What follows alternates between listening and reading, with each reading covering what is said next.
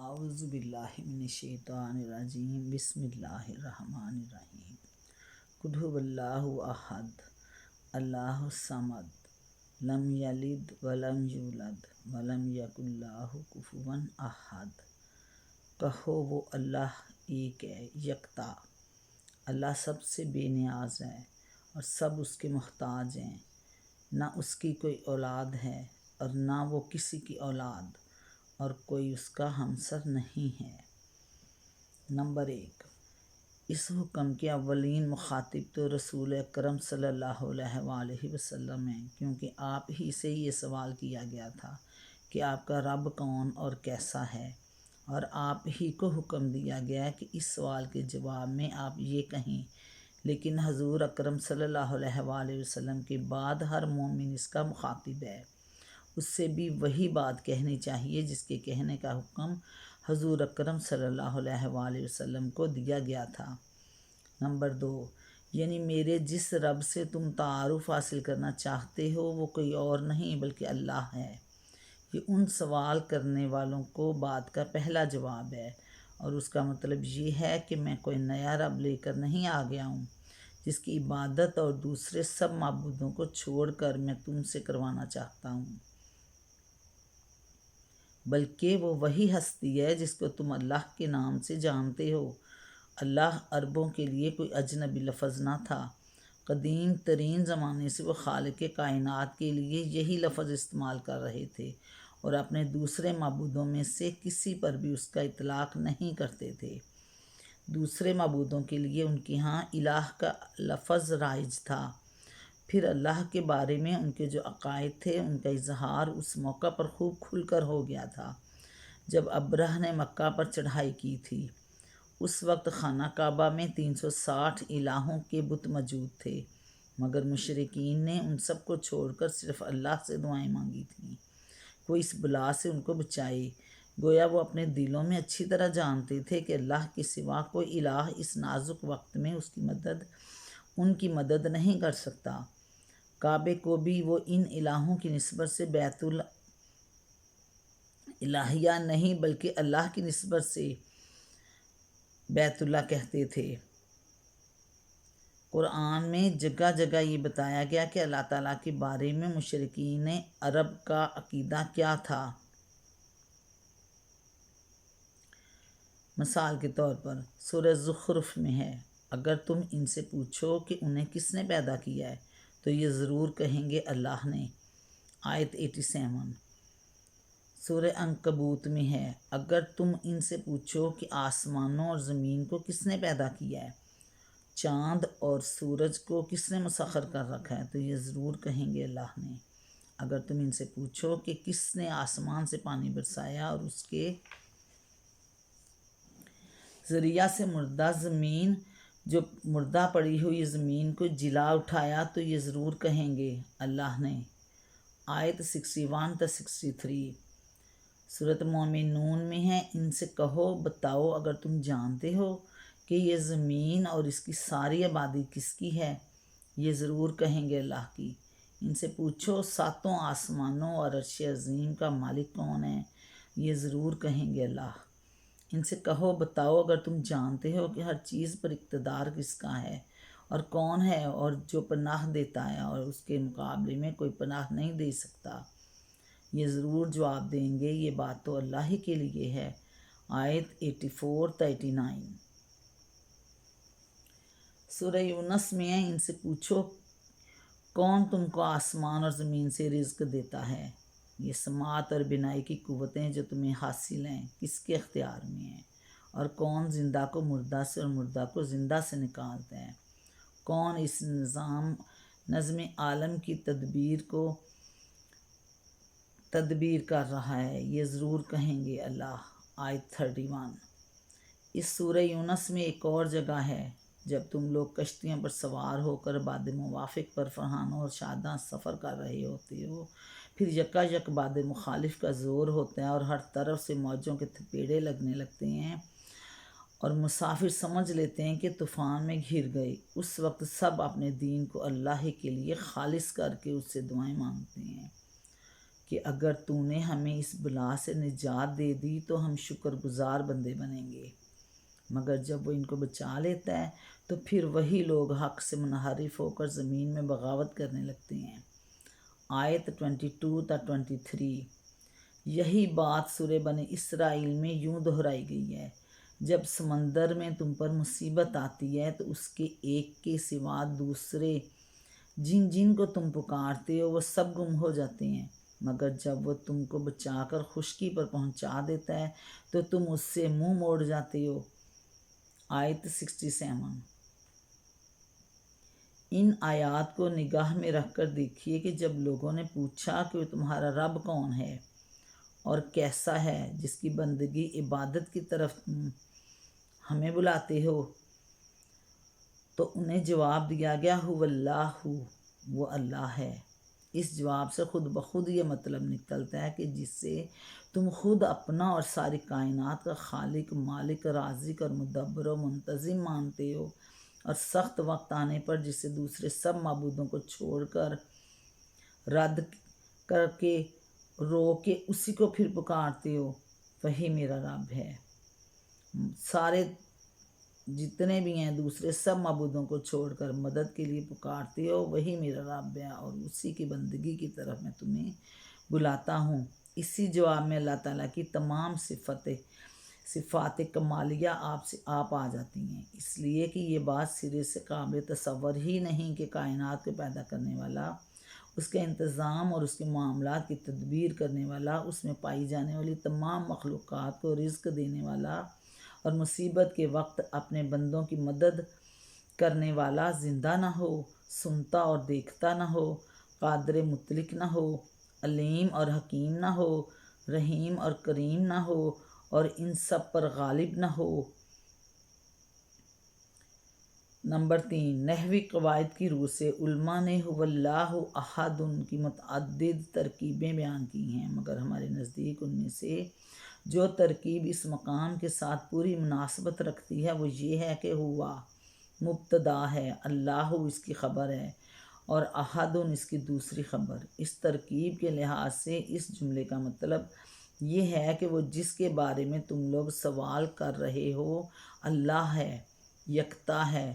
دوسرا مطلب یہ بھی ہو سکتا ہے اور زبان کے لحاظ سے غلط نہیں ہے کہ وہ اللہ ایک ہے۔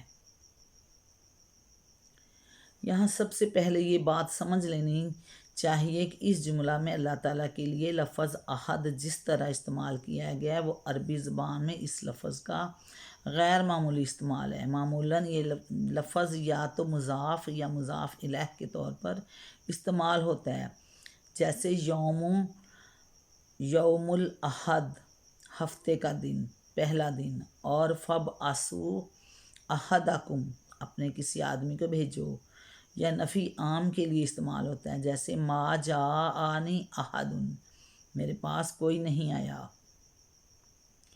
یا عمومیت کے پہلو لیے ہوئے سوالیہ فکر میں بولا جاتا ہے، جیسے حل عندہ احد کیا تمہارے پاس کوئی ہے، یا اسی عمومیت کے پہلو سے شرطیہ جملے میں بولا جاتا ہے، جیسے ان جاءک احد اگر تمہارے پاس کوئی آئے، یا گنتی میں بولا جاتا ہے، جیسے احد اثنان احدہ عشرہ 1 2 11۔ ان استعمالات کے سوا نزول قرآن سے پہلے کی عربی زبان میں اس امر کی کوئی نظیر نہیں ملتی کہ محض لفظ احد وصف کے طور پر کسی شخص یا چیز کے لیے بولا گیا ہو، اور نزول قرآن کے بعد یہ لفظ صرف اللہ تعالیٰ کی ذات کے لیے استعمال کیا گیا ہے، دوسرے کسی کے لیے کہیں استعمال نہیں کیا گیا۔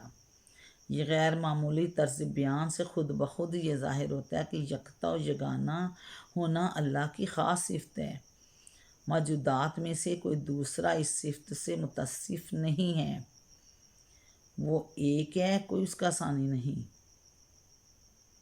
پھر جو سوالات مشرکین اور اہل کتاب نے رسول اکرم صلی اللہ علیہ وآلہ وسلم سے آپ کے رب کے بارے میں کیے تھے ان کو نگاہ میں رکھتے ہوئے دیکھیے کہ هو اللہ کہنے کے بعد احد کہہ کر ان کا جواب کس طرح دیا گیا ہے۔ اولاً اس کے معنی یہ ہیں کہ وہی اکیلا رب ہے، کسی دوسرے کا ربوبیت میں کوئی حصہ نہیں، اور چونکہ الہ معبود وہی ہو سکتا ہے جو رب مالک و پروردگار ہو، اس لیے الوہیت میں کوئی اس کا شریک نہیں۔ ثانیاً اس کے معنی یہ بھی ہیں کہ وہی تنہا کائنات کا خالق ہے، تخلیق کے اس کام میں کوئی اور اس کا شریک نہیں ہے، وہی اکیلا مالک الملک ہے، نظام عالم کا مدبر و منتظم ہے، اپنی مخلوقات کا رزق رساں ہے اور آڑے وقت میں مدد کرنے والا فریاد رس ہے۔ خدائی کے ان کاموں میں جن کو تم خود مانتے ہو کہ یہ اللہ کے کام ہیں، کسی دوسرے کا قطعاً کوئی حصہ نہیں ہے۔ ثالثاً چونکہ انہوں نے یہ بھی پوچھا تھا کہ وہ کس چیز سے بنا ہے، اس کا نسب کیا ہے، وہ کس جنس سے ہے، کس سے اس نے دنیا کی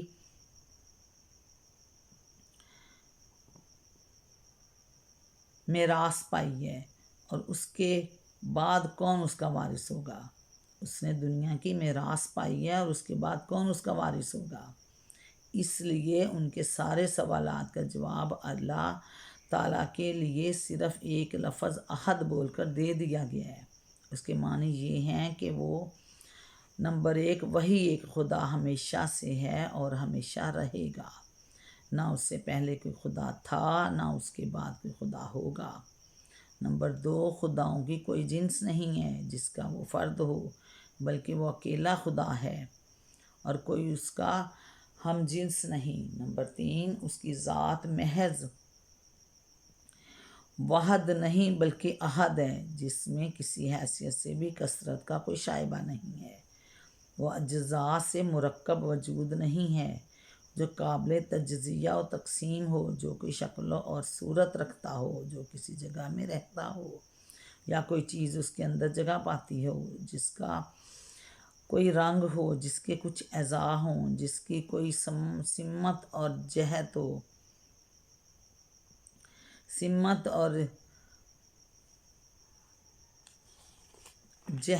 اور جس کے اندر کسی قسم کا تغیر و تبدل ہوتا ہو، تمام اقسام کی کثرت سے بالکل پاک اور منزہ وہ ایک ہی ذات ہے جو ہر لحاظ سے احد ہے۔ اس مقام پر یہ بات اچھی طرح سمجھ لینی چاہیے کہ عربی زبان میں واحد کا لفظ بالکل اسی طرح استعمال ہوتا ہے جس طرح ہم اردو میں ایک کا لفظ استعمال کرتے ہیں۔ بڑی سے بڑی کثرتوں پر مشتمل کسی مجموعہ کو بھی اس کی مجموعی حیثیت کے لحاظ سے واحد یا ایک کہا جاتا ہے، جیسے ایک آدمی، ایک قوم، ایک ملک، ایک دنیا، حتیٰ کہ ایک کائنات، اور کسی مجموعہ کے ہر جز کو الگ الگ بھی ایک ہی کہا جاتا ہے، لیکن احد کا لفظ اللہ تعالیٰ کے سوا کسی کے لیے استعمال نہیں کیا جاتا۔ اس لیے قرآن مجید میں جہاں بھی اللہ تعالیٰ کے لیے واحد کا لفظ استعمال ہوا ہے وہاں الہ واحد ایک ہی معبود یا اللہ الواحد القہار، اکیلا اللہ جو سب کو مغلوب کر کے رکھنے والا ہے کہا گیا ہے، محض واحد کہیں نہیں کہا گیا، کیونکہ یہ لفظ ان چیزوں کے لیے بھی استعمال ہوتا ہے جو اپنی ذات میں طرح طرح کی کثرتیں رکھتی ہیں، بخلاف اس کے اللہ کے لیے اور صرف اللہ ہی کے لیے احد کا لفظ مطلقاً استعمال کیا گیا ہے، کیونکہ وجود میں صرف وہی ایک ہستی ایسی ہے جس میں کسی حیثیت سے بھی کثرت نہیں ہے، جس کی وحدانیت ہر لحاظ سے کامل ہے۔ نمبر چار اصل میں لفظ صمد استعمال کیا گیا ہے جس کا مادہ سواد میم دال ہے۔ عربی زبان میں اس مادے سے جو الفاظ نکلتے ہیں ان پر ایک نگاہ ڈالنے سے معلوم ہو جاتا ہے کہ اس کے معنی کی وسعت کس قدر ہے۔ الصمد قصد کرنا، بلند مقام جو بڑی ضخامت رکھتا ہو، سطح مرتفع، وہ آدمی جسے جنگ میں بھوک پیاس نہ لگتی ہو، وہ سردار جس کی طرف حاجات میں رجوع کیا جاتا ہو۔ الصمد ہر چیز کا بلند حصہ، وہ شخص جسے بالا تر کوئی دوسرا شخص نہ ہو، وہ سردار جس کی اطاعت کی جاتی ہو اور اس کے بغیر کسی معاملے کا فیصلہ نہ کیا جاتا ہو، وہ سردار جس کی طرف حاجت مند لوگ رجوع کرتے ہیں، دائم، بلند مرتبہ، ٹھوس، جس میں کوئی خوبی یا جھول نہ ہو، اور جس سے نہ کوئی چیز نکلتی ہو نہ اس میں داخل ہو سکتی ہو، وہ آدمی جسے جنگ میں بھوک پیاس نہ لگتی ہو۔ المسمدو ٹھوس چیز جس کا کوئی جوف نہ ہو، المسمدو مقصود جس کی طرف جانے کا قصد کیا جائے، سخت چیز جس میں کوئی کمزوری نہ ہو۔ بیت مسمد وہ گھر جس کی طرف حاجات میں رجوع کیا جاتا ہو۔ بناء مسمد بلند عمارت۔ سامدہ و سامدہ الیہ سمدن اس شخص کی طرف جانے کا قصد کیا۔ اسمد الیہ الامر اس کے سپرد معاملات کر دیے، معاملہ کر دیا، اس کے آگے معاملہ پیش کر دیا، اس کے اوپر معاملہ میں اعتماد کیا۔ صحائے قاموس لسان العرب ان لغوی معنوں کی بنا پر آیت اللہ الصمد میں لفظ الصمدہ کی جو تفسیریں صحابہ تابعین اور بعد کے اہل علم سے منقول ہیں انہیں ہم ذیل میں درج کرتے ہیں۔ حضرت علی رضی اللہ عنہ، حضرت علی رضی اللہ عنہ، اکرمہ اور کعب احبار۔ صمد وہ ہے جس سے بالاتر کوئی نہ ہو۔ حضرت عبداللہ رضی اللہ عنہ بن مسعود، حضرت عبداللہ بن عباس رضی اللہ اور ابو وائل شقیق بن سلمہ وہ سردار جس کی سیادت کامل ہو اور انتہا کو پہنچی ہو۔ ابن عباس رضی اللہ کا دوسرا قول، صمد وہ ہے جس کی طرف لوگ کسی بلا یا مصیبت کے نازل ہونے پر مدد کے لیے رجوع کریں۔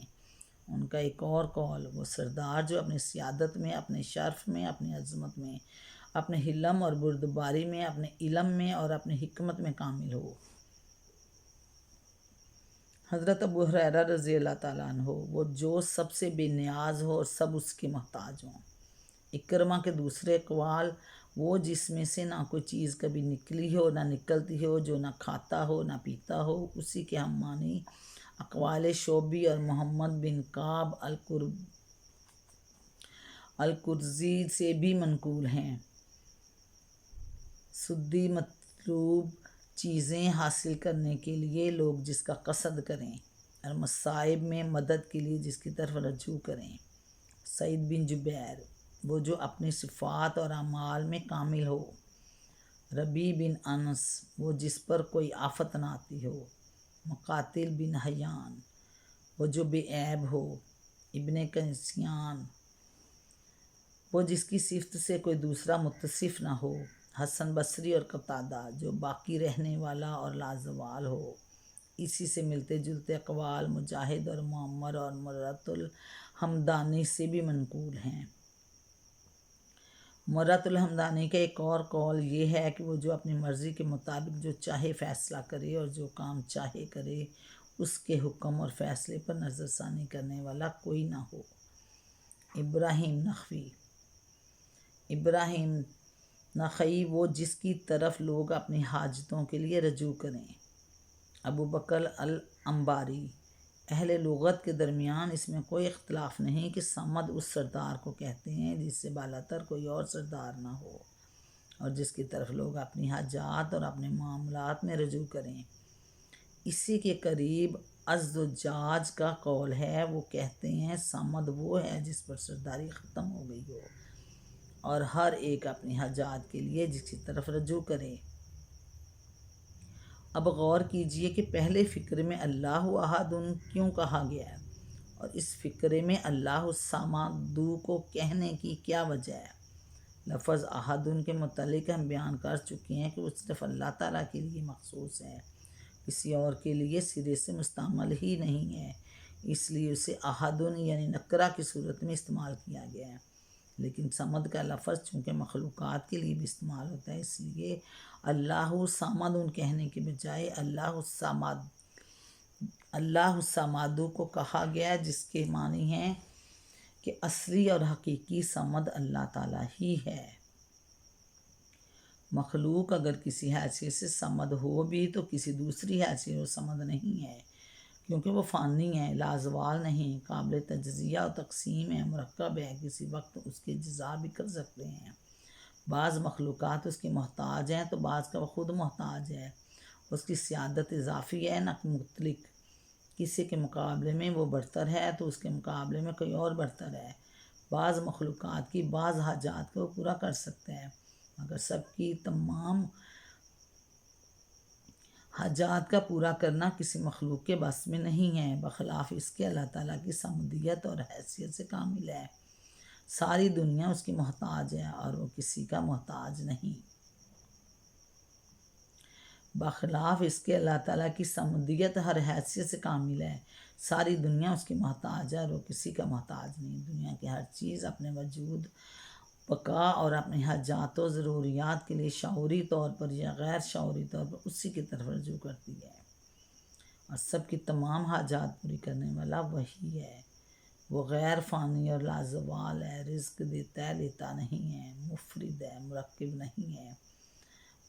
ہے مرکب نہیں ہے کہ قابل تجزیہ و تقسیم ہو۔ ساری کائنات پر اس کی سیادت قائم ہے اور وہ سب سے برتر ہے، اس لیے وہ محض صمد نہیں بلکہ الصمد ہے، یعنی ایک ہی خاص ایسی ہستی جو حقیقت میں صمدیت سے تمام کمال متصف ہے، صمدیت سے بتمام و کمال متصف ہے۔ پھر چونکہ وہ الصمد ہے اس لیے لازم آتا ہے کہ وہ یکتا اور یگانہ ہو، کیونکہ ایسی ہستی ایک ہی ہو سکتی ہے جو کسی کی حاجت مند نہ ہو۔ سب جس کے محتاج ہوں، دو یا زائد ہستیاں سب سے بے نیاز، سب کی حاجت روا نہیں ہو سکتی۔ نیز اس کے الصمد ہونے سے یہ بھی لازم آتا ہے کہ وہی ایک معبود ہو، کیونکہ انسان عبادت اسی کی کرتا ہے جس کا وہ محتاج ہو، اور اس سے یہ بھی لازم آتا ہے کہ اس کے سوا کوئی معبود نہ ہو، کیونکہ جو حاجت روائی کی طاقت اور اختیارات ہی نہ رکھتا ہو اس کی بندگی و عبادت کوئی ہوش مند آدمی نہیں کر سکتا۔ نمبر 5، مشرکین نے ہر زمانہ میں خدائی کا یہ تصور اختیار کیا کہ انسانوں کی طرح خداؤں کی بھی کوئی جنس ہے جس کے بہت سے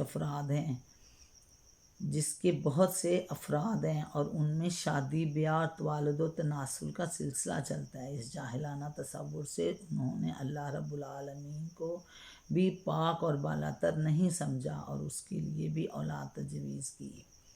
چنانچہ اہل عرب کا یہ عقیدہ قرآن مجید میں بیان کیا گیا ہے کہ وہ فرشتوں کو اللہ تعالیٰ کی بیٹیاں قرار دیتے تھے۔ انبیاء علیہ السلام کی امتیں بھی اس جہالت سے محفوظ نہ رہ سکیں۔ ان کے ہاں بھی کسی بزرگ انسان کو اللہ تعالیٰ کا بیٹا قرار دینے کا عقیدہ پیدا ہو گیا۔ ان مختلف توہمات میں دو قسم کے تصورات ہمیشہ خلط ملط ہوتے رہے ہیں۔ بعض لوگوں نے یہ سمجھا کہ جن کو اللہ تعالیٰ کی اولاد قرار دے رہے ہیں وہ اس ذات پاک کی نسبی اولاد ہے، اور بعض نے یہ دعویٰ کیا کہ جس کو وہ اللہ کا بیٹا کہہ رہے ہیں اسے اللہ نے اپنا متبنہ بنایا ہے، اگرچہ ان میں سے کسی کی یہ جرأت نہیں ہوئی کہ معاذ اللہ کسی کو اللہ کا باپ قرار دیں۔ لیکن ظاہر ہے کہ جب کسی ہستی کے متعلق یہ تصور کیا جائے کہ وہ توالد و تناسل سے پاک نہیں ہے، اور اس کے بارے میں یہ خیال کیا جائے کہ وہ بھی انسان کی طرح اس قسم کی کوئی ہستی ہے جس کے ہاں اولاد پیدا ہوتی ہے، جس کو لاولد ہونے کی صورت میں کسی کو بیٹا بنانے کی ضرورت پیش آتی ہے، تو پھر انسانی ذہن اس گمان سے محفوظ نہیں رہ سکتا، اس سے بھی کسی کی اولاد سمجھے۔ یہی وجہ ہے کہ جو سوالات رسول اکرم صلی اللہ علیہ وآلہ وسلم سے پوچھے گئے تھے ان میں سے ایک سوال یہ تھا کہ اللہ کا نسب کیا ہے، اور دوسرا یہ کہ کس سے اس نے دنیا کی میراث پائی، کون اس کے بعد وارث ہوگا۔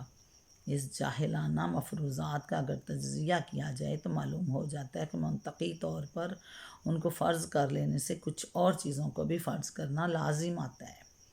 اول یہ کہ خدا ایک نہ ہو بلکہ خداؤں کی کوئی جنس ہو اور اس کے افراد خدائی کے اوصاف و افعال و اختیارات میں شریک ہوں۔ یہ بات خدا کی طرف نسبی اولاد فرض کر لینے ہی سے لازم نہیں آتی بلکہ کسی کو متبنہ فرض کرنے سے بھی لازم آتی ہے، کیونکہ کسی کا متبنہ لامحالہ اس کا ہم جنس ہی ہو سکتا ہے، اور جب معاذ اللہ وہ خدا کا ہم جنس ہے تو اس سے انکار نہیں کیا جا سکتا کہ خدائی کے اوصاف بھی رکھتا ہے۔ تم یہ کہ اولاد کا کوئی تصور اس کے بغیر نہیں کیا جا سکتا کہ نر مادہ میں اتصال ہو اور کوئی مادہ باپ اور اس کی ماں کے جسم سے نکل کر بچے کی شکل اختیار کرے۔ پس اللہ کے لیے اولاد فرض کرنے سے لازم آتا ہے کہ معاذ اللہ وہ ایک مادی اور جسمانی وجود ہو جس کی ہم جنس کوئی اس کی بیوی بھی ہو اور اس کے جسم سے کوئی مادہ بھی خارج ہو۔ سوم یہ کہ توالد و تناسل کا سلسلہ جہاں بھی ہے اس کی علت یہ ہے کہ افراد فانی ہوتے ہیں اور ان کی جنس کے باقی رہنے کے لیے ناگزیر ہوتے ہیں۔ ان کی جنس کے باقی رہنے کے لیے ناگزیر ہوتا ہے کہ ان سے اولاد پیدا ہو جس سے ان کی نسل آگے چلے۔ بس اللہ کے لیے اولاد فرض کرنے سے یہ بھی لازم آتا ہے کہ بذات خود معاذ اللہ فانی ہو اور باقی رہنے والی چیز خداؤں کی نسل ہو نہ کہ ذات خدا۔ نیز اس سے یہ بھی لازم آتا ہے کہ تمام فانی افراد کی طرح نعوذ باللہ خدا کی بھی کوئی ابتدا اور انتہا ہو، کیونکہ توالد و تناسل پر جن اجناس کی بقا کا انحصار ہوتا ہے ان کے افراد نہ ازلی ہوتے ہیں اور نہ ابدی۔ چہارم یہ کہ کسی کو متبنہ بنانے کی غرض یہ ہوتی ہے کہ ایک لا ولد شخص اپنی زندگی میں کسی مددگار کا اور اپنی وفات کے بعد کسی وارث کا حاجت مند ہوتا ہے۔ لہٰذا اللہ تعالیٰ کے لیے یہ فرض کرنا کہ اس نے کسی کو بیٹا بنایا ہے اس ذات پاک کی طرف لازماً وہی سب کمزوریاں منسوب کرنا ہے جو فانی اشخاص میں پائی جاتی ہیں۔ ان تمام مفروضات کی جڑ اگرچہ اللہ تعالیٰ کو احد اور الصمد کہنے سے ہی کٹ جاتی ہیں، لیکن اس کے بعد ارشاد فرمانے سے کہ اس کی کوئی اولاد ہے اور نہ وہ کسی کی اولاد، اس معاملے میں کسی اشتباہ کی گنجائش بھی باقی نہیں رہتی۔ پھر چونکہ ذات باری کے حق میں یہ تصورات شرک کے اہم ترین اسباب میں سے ہیں، اس لیے اللہ تعالیٰ نے صرف سورہ اخلاص ہی میں ان کی صاف اور قطعی و حتمی تردید کرنے پر اکتفا نہیں فرمایا، بلکہ جگہ جگہ اس مضمون کو مختلف طریقوں سے بیان کیا ہے تاکہ لوگ حقیقت کو پوری طرح سمجھ لیں۔ مثال کے طور پر آیات ذیل ملاحظہ ہوں۔ سورۃ النساء 177۔ اللہ تو بس ایک ہی خدا ہے، وہ پاک ہے اس سے کہ کوئی اس کا بیٹا ہو۔ جو کچھ آسمانوں میں ہے اور جو کچھ زمین میں ہے سب اسی کی ملک ہے۔ آگے خوب سن رکھو، یہ لوگ دراصل اپنی من گھڑت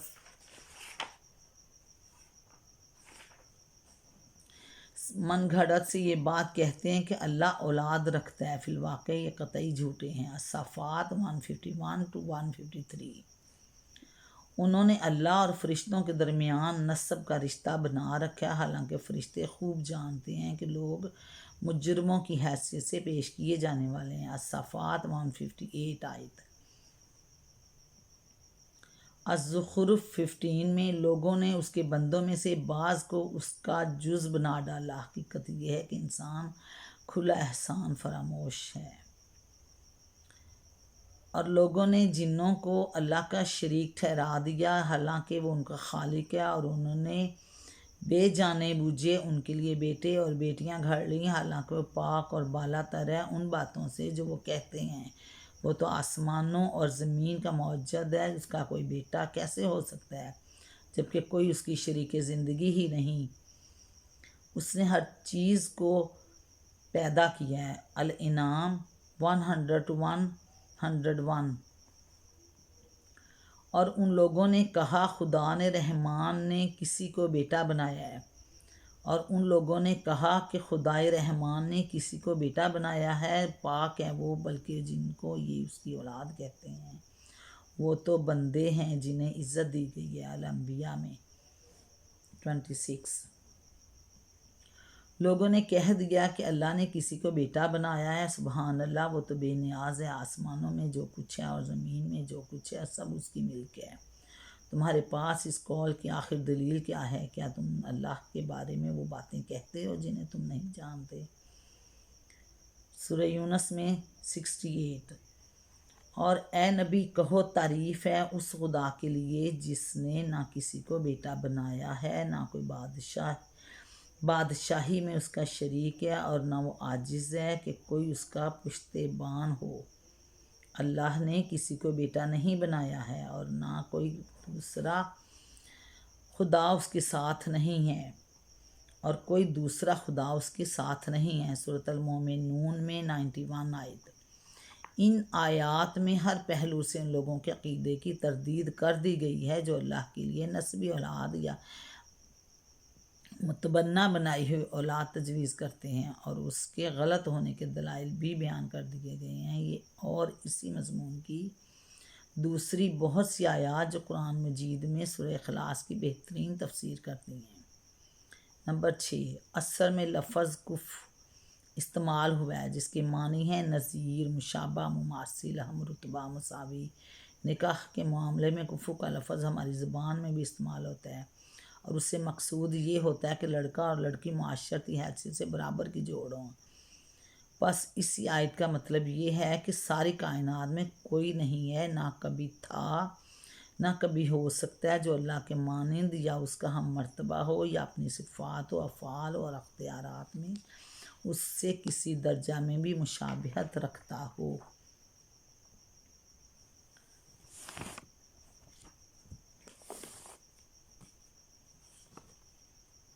سبحانک اللہم و بحمدک نشہد ان لا الہ الا انت وآخر دعوانا ان الحمد للہ رب العالمین۔ ربنا اغفر لی ولوالدی وللمؤمنین یوم یقوم الحساب، آمین یا رب العالمین۔ ربنا آتنا فی الدنیا حسنۃ وفی الآخرۃ حسنۃ وقنا عذاب النار۔ اللہ تعالیٰ ہمارے گناہ معاف کرے، ہمیں دنیا و آخرت میں سرخرو کرے، عزت کی زندگی دے۔ اللہ نے کے بھاؤں